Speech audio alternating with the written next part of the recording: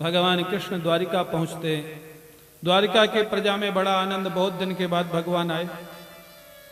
भगवान सबका स्वागत करते हुए पहले कहाँ गए जानते हो?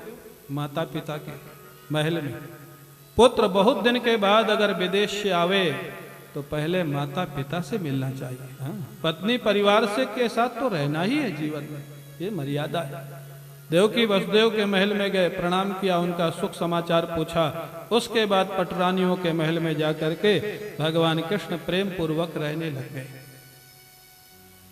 शौनकादि ऋषियों ने सूत जी से कहा, महाराज आपने कथा तो बड़ी सुंदर सुनाई, लेकिन एक कथा आधी सुनाई, आधी छोड़ दी। आपको ध्यान है कौन सी छोड़ दी? हाँ, शौनक जी बहुत ध्यान से सुन रहे थे। कौन सी? सत्य बोलने में राम जी के जैसा होगा, ब्राह्मण भक्त होगा, इक्ष्वाकु के जैसे प्रजापालक होगा, सागर के जैसे गंभीर होगा, सिंह के जैसा पराक्रमी होगा, हाँ, और सारे काम करने में श्री कृष्ण के जैसा चतुर होगा। हाँ, जहां जैसी जरूरत पड़ी, हाँ, वैसे काम निकाल लेना। एक कृष्ण का महाराज दर्शन है, फिलॉसफी है उनकी। ये तो बालक का भविष्य बताया और सारी बात सच बता दी। युवा अवस्था में एक दिन ये शिकार खेलने जाएगा। प्यास के कारण परेशान होकर के एक महात्मा के गले में मरा हुआ सर्प डाल देगा। उस महात्मा का पुत्र इसको शाप देगा 7 दिन में मौत का। ये गंगा किनारे जाएगा, सुखदेव जी मिलेंगे, 7 दिन में कथा सुना करके भगवान कृष्ण की प्राप्ति करा देंगे। सारा भविष्य बता दिया।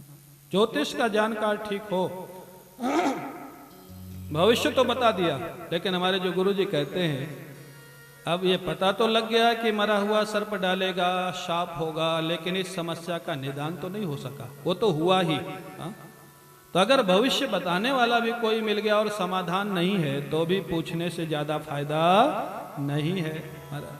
अब इसके बाद परीक्षित का बड़ा भारी जन्मोत्सव मनाया गया।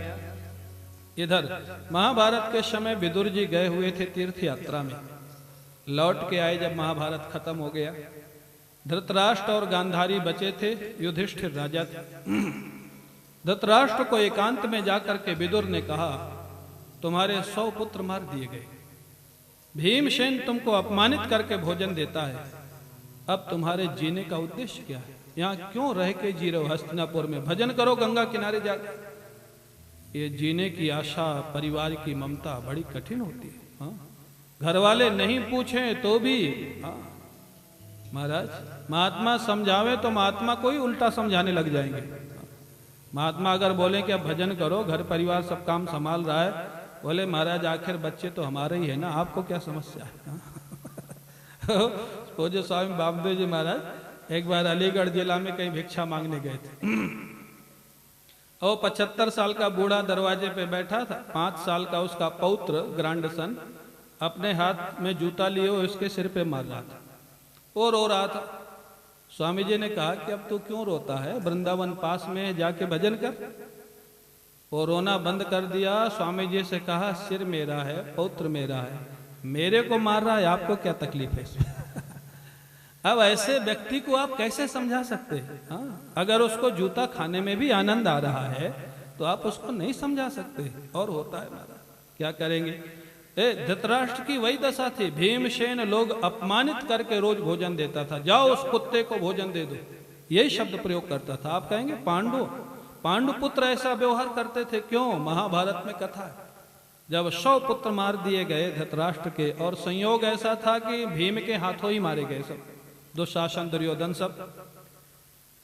महाराज धृतराष्ट्र को बड़ा क्रोध था भीमसेन से, लेकिन बहुत चालाकी से उसने कहा, अरे वाह भीमसेन, क्या तेरी शक्ति है, अकेले 100 पुत्रों का संहार किया, मेरे पास आओ, तुमको हृदय से लगाना चाहता हूँ, आशीर्वाद देना चाहता हूँ। भीमसेन चले, श्री कृष्ण ने रोका, ठहरो, मत जाओ आशीर्वाद लेने। अरे ताऊ जी आशीर्वाद देना चाहते, बोले अभी दिखाता हूँ ताऊ जी क्या देना चाहते। भीमसेन को रोक लिया। देखो श्री कृष्ण नहीं होते ना तो पांडवों को कोई बचा नहीं सकता था। ऐसी ऐसी दुर्घटनाएं हुई। अष्ट धातु का भीम बनवाया। धृतराष्ट्र तो अंधे थे, उनके सामने जाके खड़ा कर दिया, भीमसेन आ गए, इनको आशीर्वाद दे दीजिए। धृतराष्ट्र ने इतनी जोर से भुजाओं से दबाया कि अष्ट धातु का भीम चूर्ण चूर्ण हो गया। भीमसेन को बताया, देखा यही आशीर्वाद मिलता तुमको अगर जाते पास में। हाँ, ये तो अष्ट धातु का था, तुम तो हड्डी मांस के हो, तुम तो कहीं के रहते ही नहीं। हाँ? तब से भीमसेन नाराज था, ये बुढ़ा मरते मरते मेरे को मारना चाहता था। और रसोई घर का मालिक भीमसेन, भोजन उन्हीं की देख रेख में था। रोज बोलते थे, जाओ उस कुत्ते को भोजन डाल दो जो हमारा खा के हमारा ही विरोध करता है। यही शब्द प्रयोग होते थे। विदुर ने डांटा, इस ढंग का भोजन खा के जीने का क्या अर्थ है तुम्हारा? चलो गंगा किनारे भजन करो भगवान का। डांट से वैराग्य आ गया, अपमान तो हो ही रहा था। गंगा किनारे गए धृतराष्ट्र, विदुर जी ने उनको भगवान की साधना बता दी। एक संत का साथ मिल गया तो कल्याण हो गया। 5 दिन में धृतराष्ट्र का मन भगवान के चिंतन में लग गया, क्योंकि ममतास्पद तो कोई बचा ही नहीं था। सारे पुत्र मारे गए थे, राज्य चला गया था, ममता किससे हुए? हाँ? ममता खत्म हो चुकी थी, भगवान से प्रेम हो गया। 5 दिन में ऐसा ध्यान लगा, योगाग्नि के द्वारा धृतराष्ट्र ने शरीर छोड़ा, भागवत में लिखा है। और उनकी पत्नी गांधारी धृतराष्ट्र के साथ सती हो गई। बोलिए भक्तवत्सल भगवान की। दोनों भगवान के धाम को चले गए। एक इसका प्रभाव था, विदुर जैसे संत के संग का प्रभाव था। हाँ, जीवन में कोई संत जीवन में बना रहे तो कभी ना कभी चलते फिरते आपको उठा ही लेगा।